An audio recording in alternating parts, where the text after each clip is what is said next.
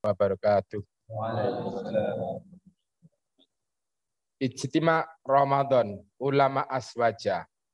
Tema: saatnya tata dunia baru dengan Islam kafah. Tolak kenaikan harga kebutuhan pokok. Perangi Islamofobia. Sistem kapitalis dengan mekanisme politik demokrasinya telah menghasilkan rezim yang dolim. Betapa tidak, beban hidup rakyat terus-menerus diperberat. Sepertinya mereka akan merasa senang bila rakyat menderita. Mereka akan merasa puas bila rakyat sengsara. Semua tentu tahu bahwa harga kebutuhan pokok masyarakat dibikin melambung tinggi. Minyak goreng misalnya, salah satu kebutuhan pokok, dipaksa naik harganya. Caranya dibuat langka, dilenyapkan terlebih dahulu dari peredaran. Setelah itu, ketika masyarakat sangat butuh, secara serempak minyak goreng dimunculkan dengan harga yang jauh lebih tinggi daripada harga sebelumnya. Kenaikannya mencapai hampir 100%. Dan bisa dipastikan, bila harga salah satu kebutuhan pokok naik, dalam hal ini minyak goreng, maka harga kebutuhan-kebutuhan pokok yang lain juga ikut mengalami kenaikan. Padahal naiknya harga barang kebutuhan pokok tidak dibarengi dengan kenaikan penghasilan, gaji, atau upah di masyarakat. Sungguh kebijakan yang sifatnya ugal-ugalan, yang semakin menambah jumlah kebijakan dolim yang dibuat oleh rezim demokratis ini. Kebijakan dolim yang semakin menyengsarakan rakyat. Sepertinya rezim tidak pernah merasa bersalah. Siapa saja yang mengkritisi kebijakan dolimnya justru akan diperkarakan, bahkan akan dipidanakan.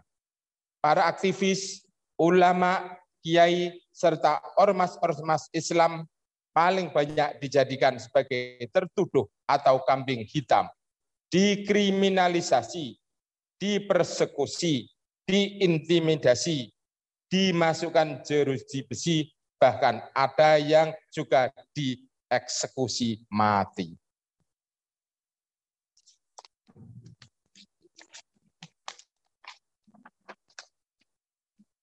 Kebencian terhadap Islam dan pengemban dakwah terus dinarasikan. Islamofobia semakin dimasifkan. Rezim pun terus berusaha mengangkat, merefresh kembali isu terorisme. Rangkaian-rangkaian penangkapan terhadap terduga pelaku teror oleh Densus 88. Bahkan pembunuhan terhadap seorang dokter yang jalannya saja pakai tongkat atau krek di Karanganyar, Jawa Tengah merupakan bukti makin kuatnya Islamofobia tersebut. Tak cukup itu saja, pernyataan kontroversial yang dikemukakan oleh Menteri Agama tentang adzan semakin menguatkan bau busuk Islamofobia. Dan yang mutakhir ada info bahwa RUU Sikdiknas membuat pasal yang diduga isinya akan menghapus madrasah. Dan tentunya di dalamnya termasuk juga pesantren. Ingat ini. Mereka juga sepertinya belum puas dengan apa yang telah dilakukan. Mereka berusaha menjadikan alat negara, yaitu TNI, sebagai alat kekuasaan. Anak keturunannya PKI diberi peluang untuk menjadi anggota TNI. Padahal bapak-bapak mereka dulu yang membantai para jenderal TNI, ulama, kiai, dan santri. Bila ada keturunan mereka menjadi anggota TNI, kesempatan untuk membalaskan dendam ke Sumat akan terbuka lebar. Sungguh, perang terhadap Islam dan umat Islam akan terus dikobarkan. A'udzubillahi minasyaitonir rajim. Wala yazaluna yuqatilunakum hatta yaruddukum an dinikum in istata'tum. Al-Baqarah 217. Mereka tidak akan berhenti memerangi kamu sampai kamu murtad dari agamamu jika mereka sanggup. Barangkali mereka lupa, mungkin belum pernah mendengar bahwa Islam adalah rahmat untuk seluruh alam. Sebagaimana firman-Nya, "Wa ma arsalnaka illa rahmatan lil alamin." Dan tidaklah kami mengutus kamu malaikat untuk menjadi rahmat bagi semesta alam.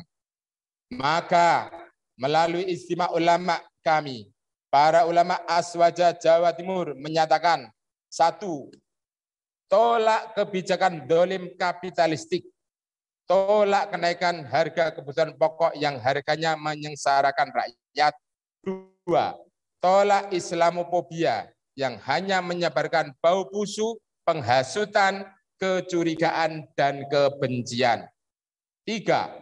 Tolak upaya penghapusan madrasah atau pesantren dalam RUU Sistem Pendidikan Nasional yang tidak ada arti lain kecuali sebagai penghapusan Islam dan ajarannya.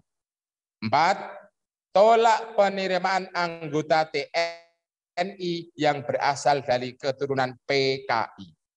Dalam istimewa ulama ini pula kami serukan, 1. Tingkatkan ketakwaan kepada Allah Subhanahu wa taala melalui perjuangan penerapan Islam secara kafah yang menjamin terwujudnya rahmat bagi semua. 2. Tegakkan khilafah Islamiyah, pemimpin tata dunia baru, institusi pelaksana penerapan syariat Islam secara kafah. Menurut kitab Nidhamul Islam, khilafah adalah kepemimpinan umum bagi kaum muslim seluruhnya di dunia untuk menegakkan hukum-hukum syariat Islam dan mengemban dakwah Islam ke seluruh penjuru dunia. Yang ketiga, tinggalkan demokrasi, sistem politik busuk, kapitalisme. Cukuplah Allah Subhanahu wa taala sebagai pelindung. Dialah sebaik-baik pelindungan, pemberi pertolongan. Hasbunallah wa ni'mal wakil, ni'mal maula wa ni'man nasir, wala haula wala quwata illa billahil azim. Assalamualaikum warahmatullahi wabarakatuh.